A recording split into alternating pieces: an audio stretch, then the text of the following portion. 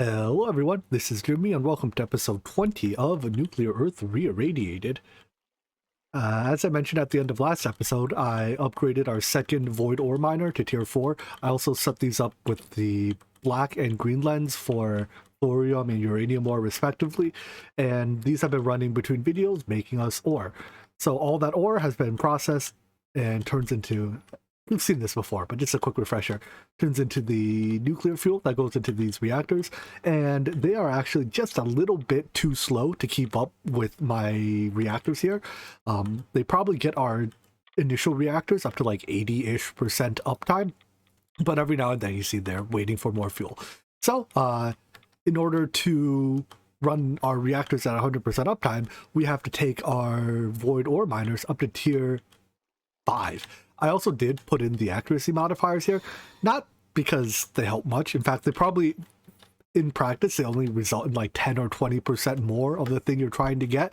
But I was throwing away energy, so may as well turn that energy into something, right?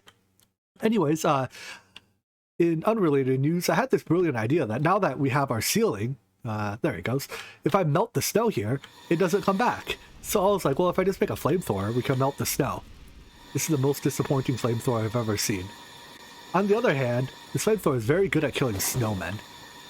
I mean, I suppose it's no surprise that a flamethrower is good at killing snowmen, but if you've ever wanted to kill snowmen, this is a tool for you. Anyways, yeah. I'm sorry, snowmen, it's not you, it's me. I also switched around our fuel usage a little bit. Fundamentally, I think using lowly enriched fuels at the early steps makes sense because let's talk a little bit about terminology here. For most of these fuels, there's two types of things that go into it, right? There's the stuff, the enriching material. This is called the fissile material because this isotope readily undergoes fission chain reactions. And then there's this stuff, which is called the fertile material. In uranium-234, or for uranium, it's typically 235 is the fissile, and 238 is the fertile. I think the word might be pronounced fertile, but it makes more sense to say fissile and fertile than fissile and fertile, right? No, you get the alliteration. Whatever. Anyways, what happens then is that because the idea of a nuclear chain reaction is that each time a reaction goes off, it consumes less neutrons than it produces. That way you get an actual chain reaction. The uranium-238 tends to not undergo this chain reaction as itself. However, in a reactor, it's able to be turned into other materials by what's, I guess it captures neutrons and undergoes weird physicsy things, and then later it's able to participate after capturing neutrons. That's why it's called fertile. Anyways, when we're at these lower tiers, we only use the fertile material once, which means that we typically have a lot of fertile material and we're relatively low in fissile material. Most of the times when you run LEU fuel or lowly enriched fuel in general, the output is about okay, this is a bad example because uranium becomes something else, but I guess it's not quite right. Let's look at the plutonium fuel as an example. The next step from plutonium, I believe, is neptunium. Nope, curium. I don't know. You get whatever. The point is, you get about a 1:5 to a 1:10 ratio of fissile to fertile fuels, which works out well for doing lowly enriched as the next step. However, once we get to californium and higher, notice here that we actually well, I guess when we get higher than californium, but we use einsteinium in reactions multiple times, right? We use einsteinium 253. This is a fertile material in both this fuel and that fuel. As a result, because now we have a shortage of the fertile material, it makes more sense to highly enrich it. So anyways, point is, if that made any sense at all, until we get up to berkelium, I'm doing low enriched fuels. Anything californium and higher, we do highly enriched fuels. and that should result in the best neutronium production. Note that my earlier estimate of 1 neutronium per hour with our current reactor train is not even close. I think we're lucky to hit 1 neutronium a day, which means that as it's currently configured, this pack takes decades to complete. Something has to change. I know I can make my reactor bigger, but I think the amount of neutronium we get out of the final reaction has to go up. But we'll see about that we'll see later. Right now I'm up to the fermium 254 or 253 step. 254 right here is a fertile material. So I have some 253 and 254. The thing is, we have to do 3 fermium steps, and each one of these consumes 254. And 254 is it's impossible to get this stuff. You get it from, well, you get some back from each of these, but the only realistic way to create fermium 254 is from Einsteinium, and neither of these produce a lot. Like, you get 20 nuggets. So this will be, fermium 254 will be the huge part of will be the huge bottleneck in our process. Still, for now, I think it's easier to get more uptime by running our reactors at 100% uptime. So we're going to have to upgrade our void miners. Good. Now that I've gotten the explanation out of the way, let's see what exactly the tier 4 void, tier 5 void ore miner takes. The tier 5 void ore miner is a significant upgrade over the tier 4. The tier 4, when fully upgraded here, is what, like 16? Yeah, 16 ticks per item. Tier 5, when fully upgraded, is 4 ticks per item. So it's literally 4 times faster. Once again, from tier 5 to tier 6 is also 4 times faster. It goes from 4 ticks to 1 tick. But tier 6 isn't happening. There's 1, 2, 3, 4, 5, 6, 7 times 2. That's 14 blocks of neutronium plus a couple more ingots of neutronium. Plus you have to make the singularities, which requires 1, 2, 3-ish blocks of neutronium.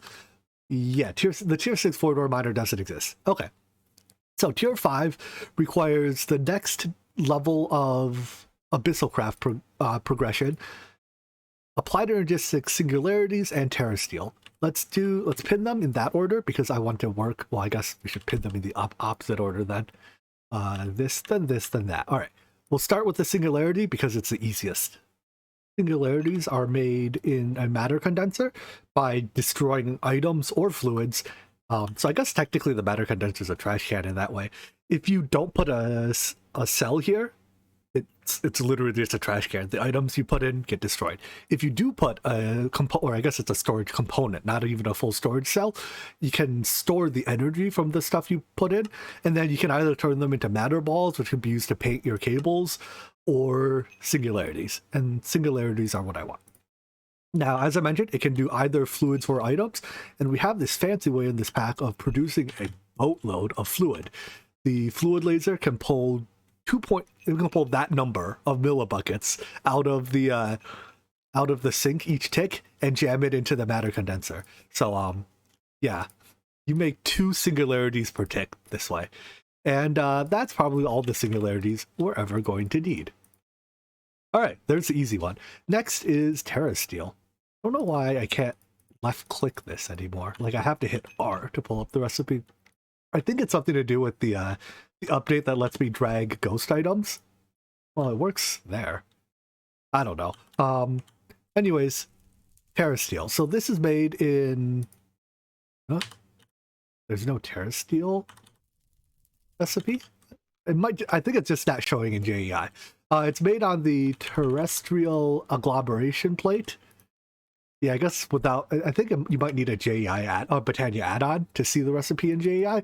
But you toss mana steel, mana diamonds, and mana pearls onto the Terrestrial Agglomeration plate, and it turns it into Terrestrial.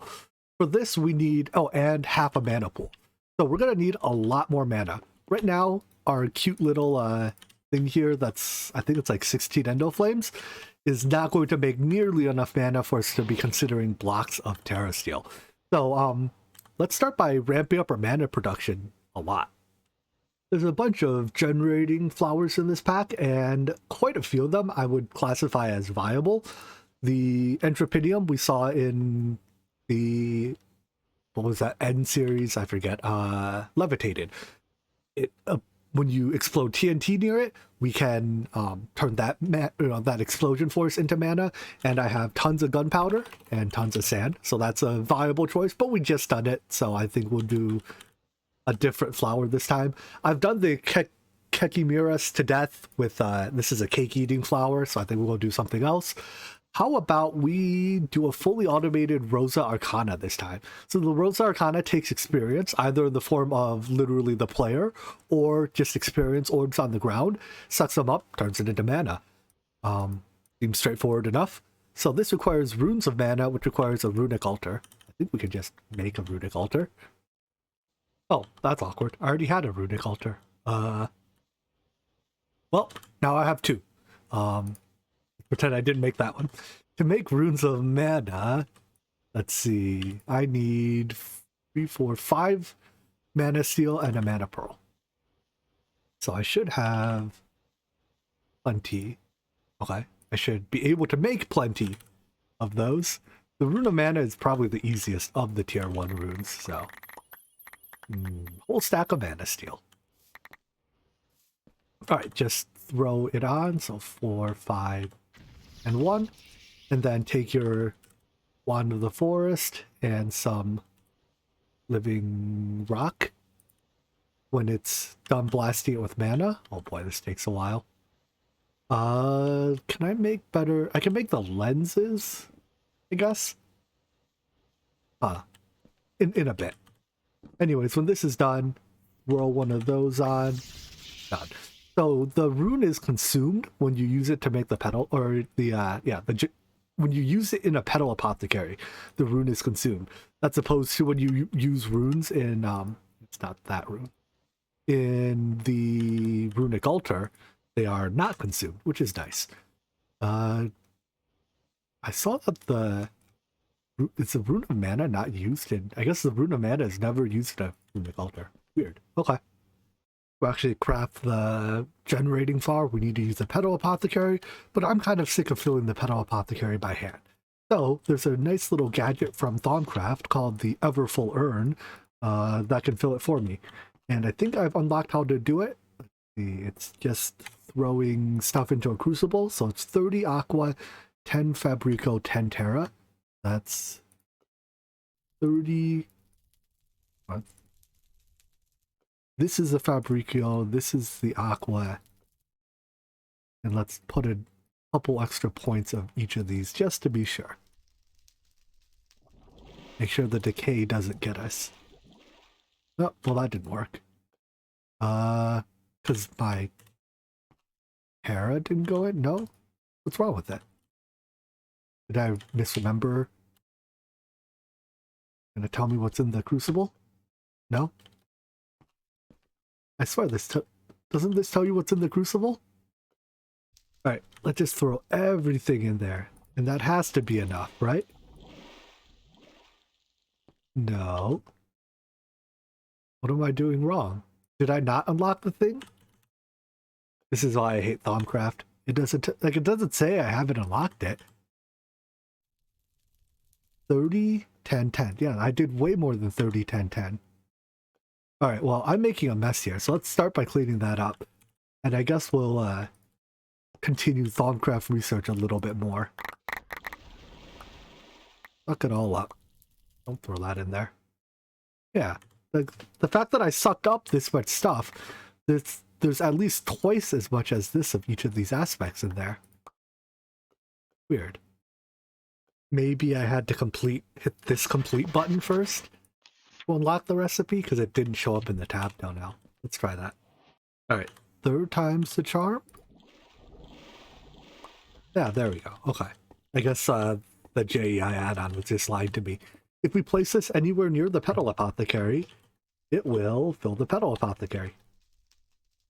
Fill the petal apothecary. Maybe this was a feature in old versions of Thaumcraft, but not in the current. Oh no, there it goes. I guess it just takes it a little while. Alright, but yeah, now I don't have to manually fill my petal apothecary. This makes crafting flowers a lot easier.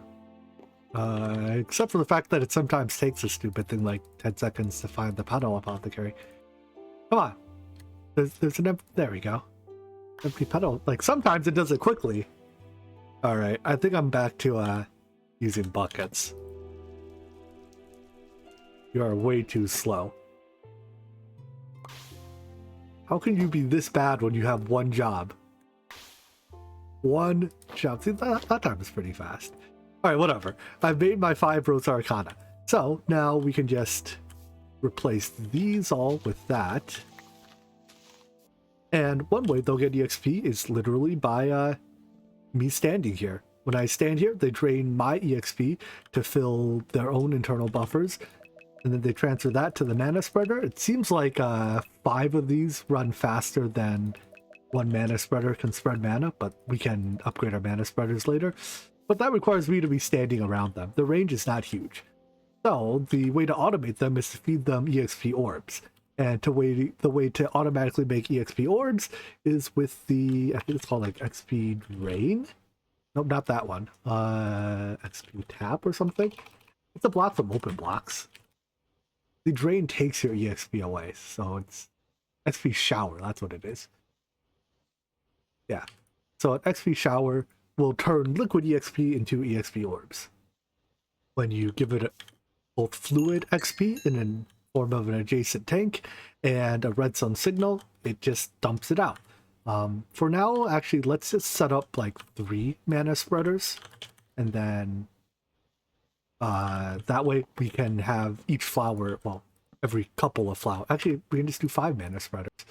Have each flower bound to 1 spreader for the time being. Because spreaders can sit on top of this, right?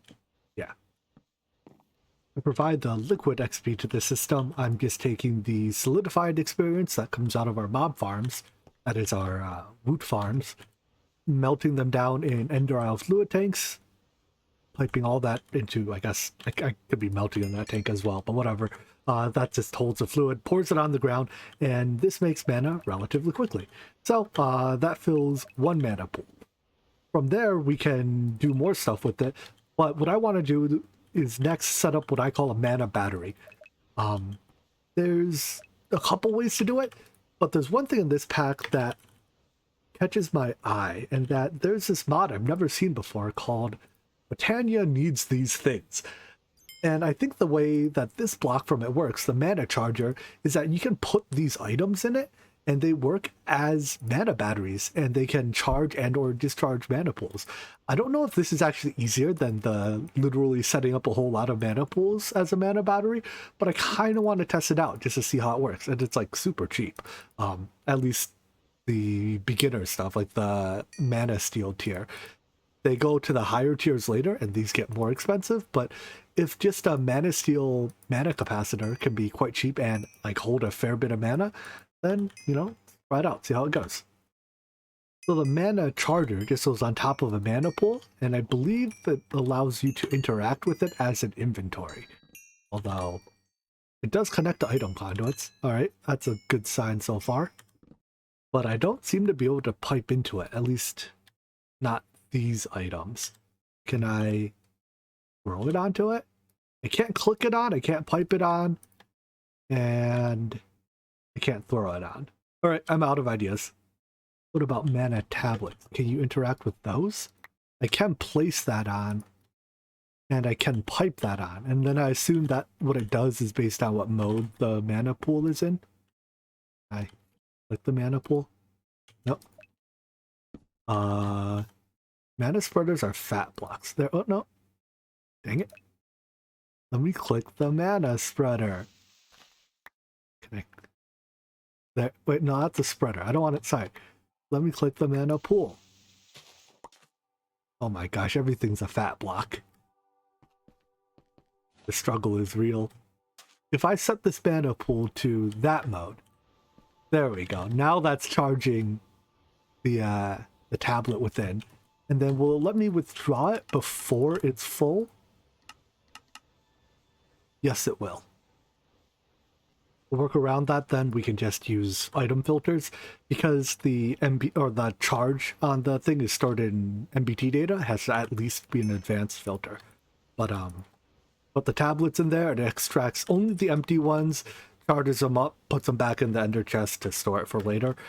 This is probably worth it for interdimensional mana transport, although for short-range mana transport, I think Sparks and Spark Augments are still superior. That said, Sparks and Spark Augments also require... Well, Sparks don't require going to trading with the elves, but Spark Augments do. It's a nice tool to have in your inventory, I guess, but I don't think it's a right tool for this job, especially because it prevents you from like actually throwing items onto the mana pool. We'll get back to the mana battery later then. In that case, for now, I hooked up a system that will automatically turn our drain on and off, depending on how much mana is in the mana pool. So the mana pool emits a comparator signal proportional to fullness. Right now, the value is 14. And I just compare that value to a constant of 15, and wait a second, it's less than 15, it should be true. Oh, this should actually be on strong power true. There we go. That should cause, that's what I did wrong. And that should cause EXP to flow out as long as our mana pool is not full. As soon as our mana pool is full, it stops flowing EXP, so it doesn't pull EXP orbs on the ground and cause lag. I'm not too worried about wasting solidified experience. I have 2.8 million of it, but the lag is something to be avoided.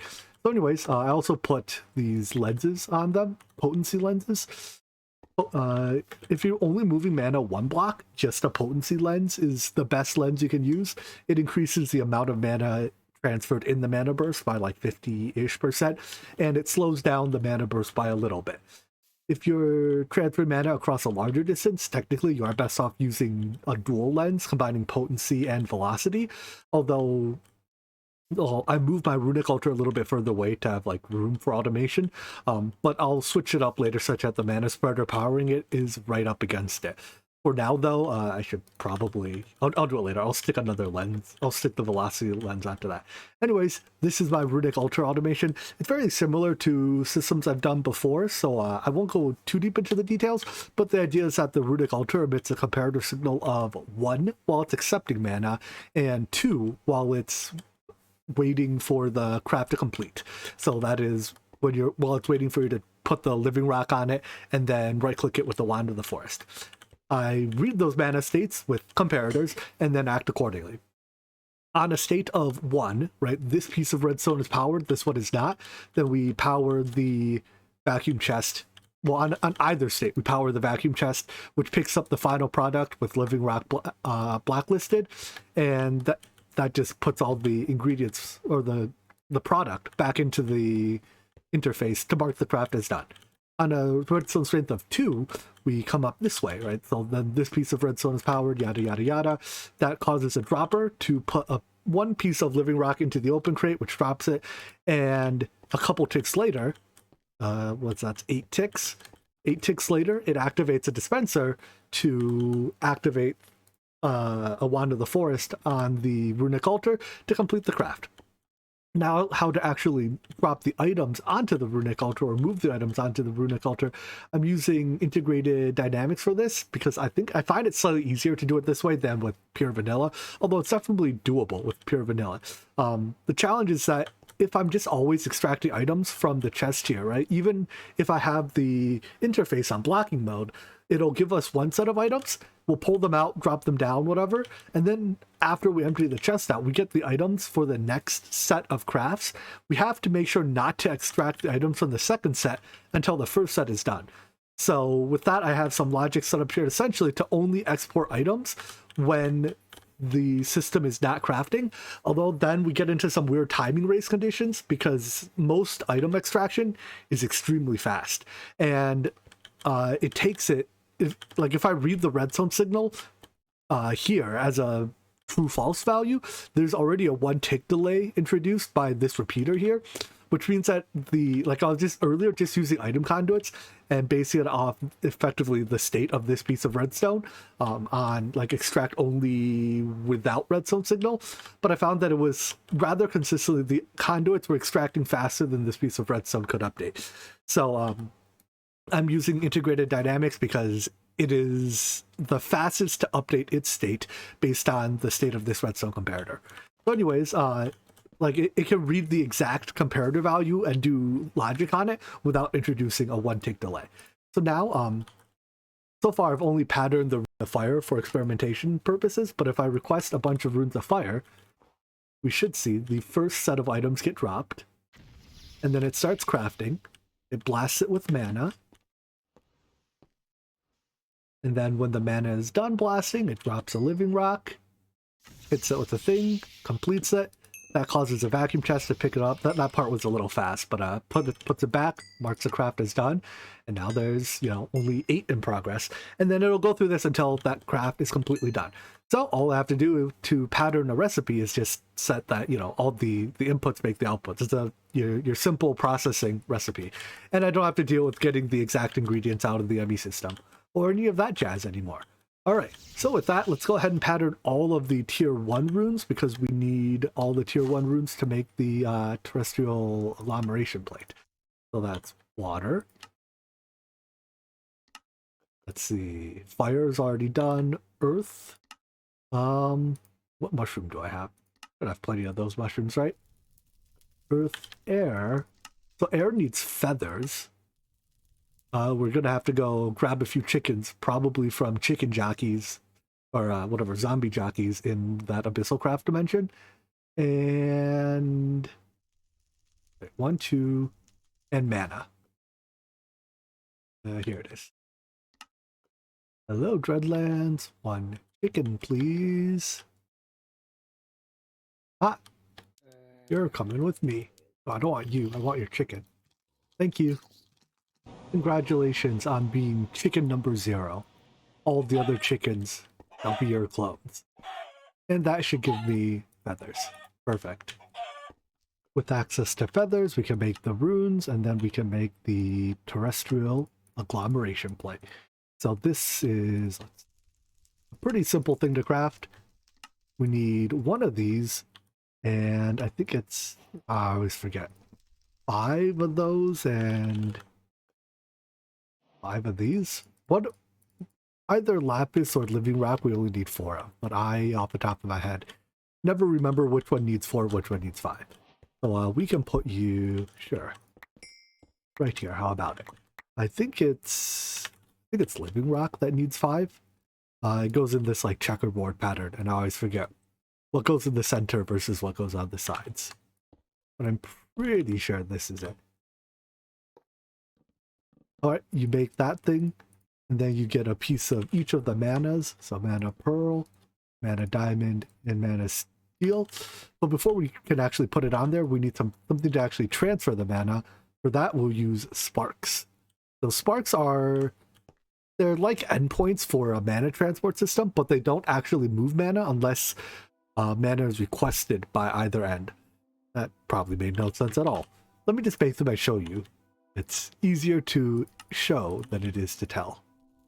So by putting a spark on the plate and a spark on the mana pool, the two are now linked together.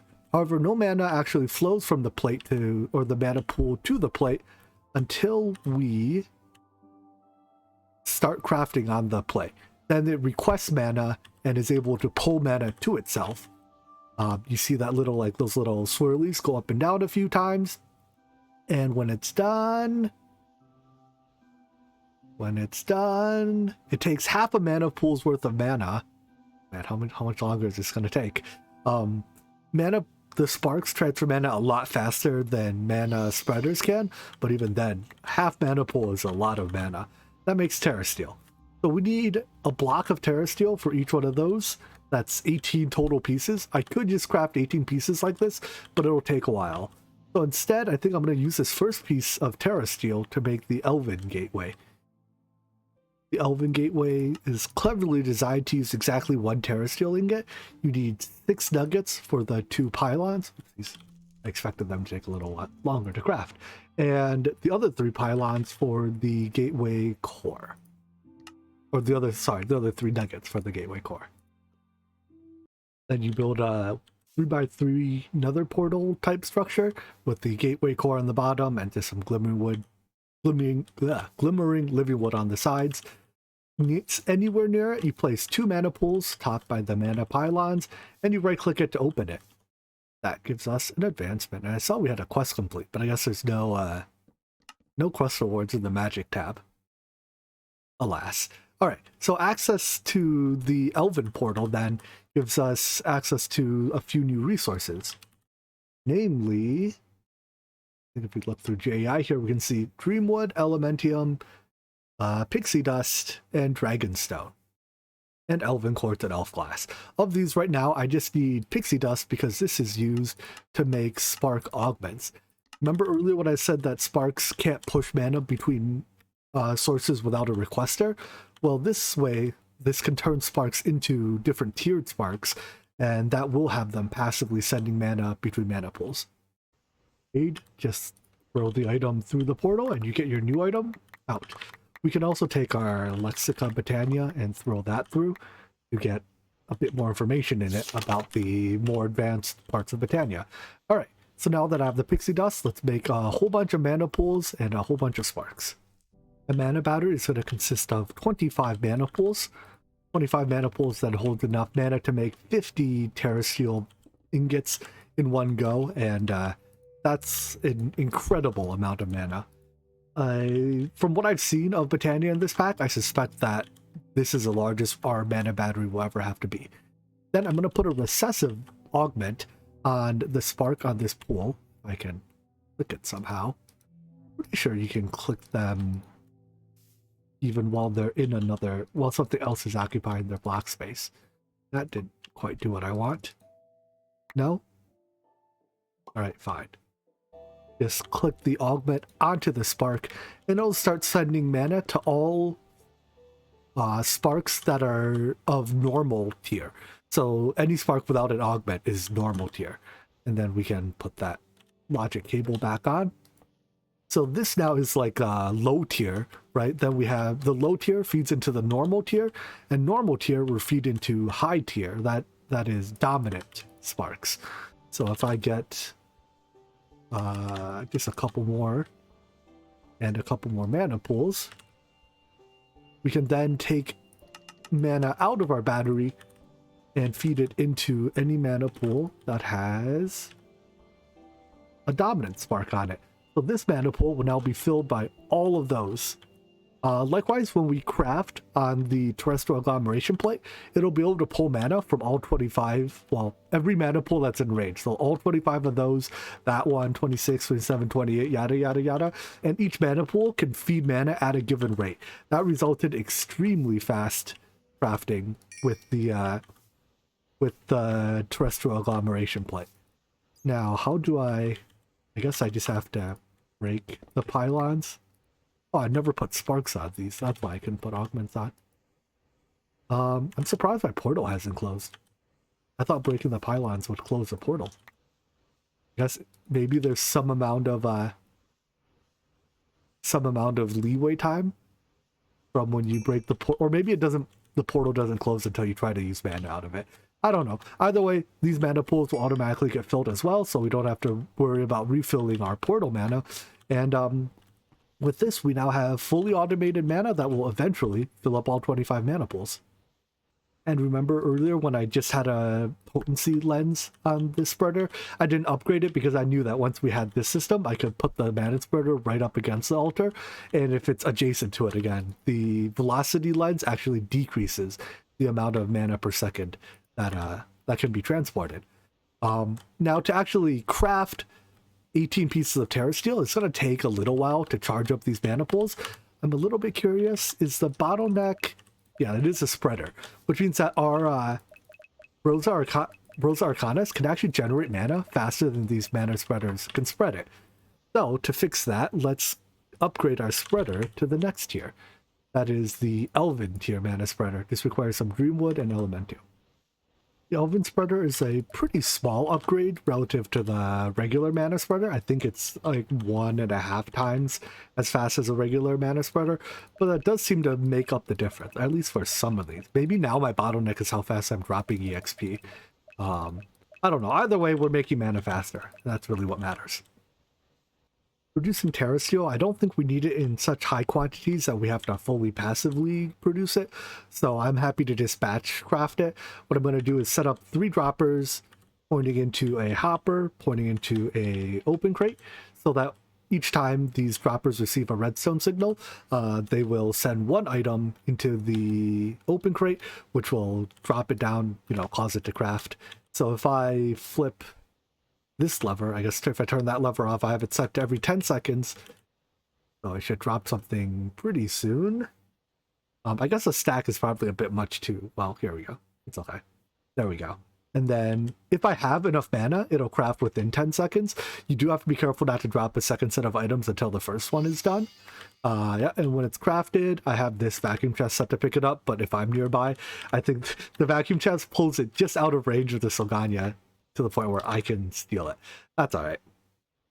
All that we need now to make the 2 blocks of Terrestrial is to wait for our mana pools to fill up enough that I can craft 17 more Terrestrial pieces. That's what, like 8.5 full mana pools? But right now these are, they're barely started. We can probably make about 1 piece per 3 to 5 minutes, I'm estimating, based on our mana production rate, but that's still like almost an hour-ish of waiting, and we're just simply out of time for today. So why don't we wrap up here? We'll start next episode making our Terrestrial, and we still have to make our, whatever this block actually is, the weird Abyssal Craft block, before we can make the Tier 5 Void Ore Miners anyways. So, yeah, I guess today was Botania Day. I love Botania. Botania is a fun mod to play with. Anyways, yeah, that's it. I hope you guys enjoyed this video, and I hope to see you in the next one. Take care. Bye-bye.